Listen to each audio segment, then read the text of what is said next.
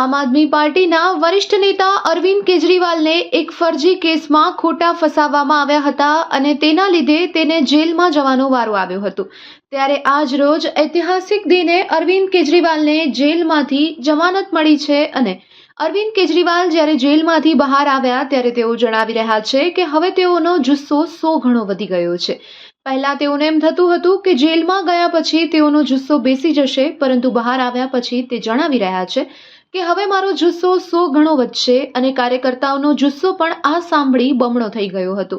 ત્યારે આજ રોજ ભુજ મધ્યે પશ્ચિમ કચ્છ આમ આદમી પાર્ટીના તમામ કાર્યકર્તાઓ દ્વારા ઉજવણી કરવામાં આવી હતી। એકબીજાને મીઠાઈ વહેંચી મીઠું મોં કરાવવામાં આવ્યું હતું।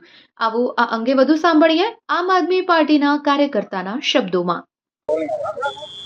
નેહલભાઈ, આજે આપના દ્વારા એક ખાસ કાર્યક્રમ કરવાનો એનો શું રીઝન?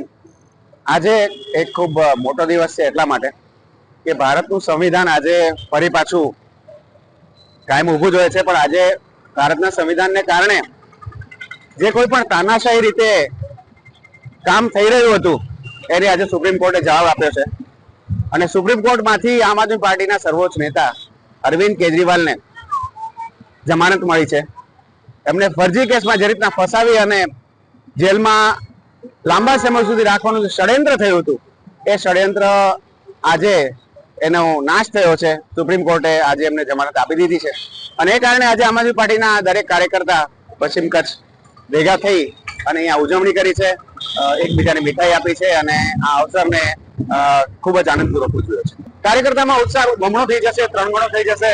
કેજરીવાલજીની ભાષામાં કહીએ તો એમણે કહ્યું કે જેલના સળિયામાં રહ્યા પછી, જેલની જાડી જાડી દિવાલો પાછળ રહ્યા પછી એવું હતું કે ભાઈ અરવિંદ કેજરીવાલનો જે જુસ્સો છે એ ઓસરી જશે, પણ અરવિંદ કેજરીવાલે કહ્યું કે હવે જુસ્સો 100 ગણો થશે, ઓસરશે નહીં પણ 100 ગણો થશે।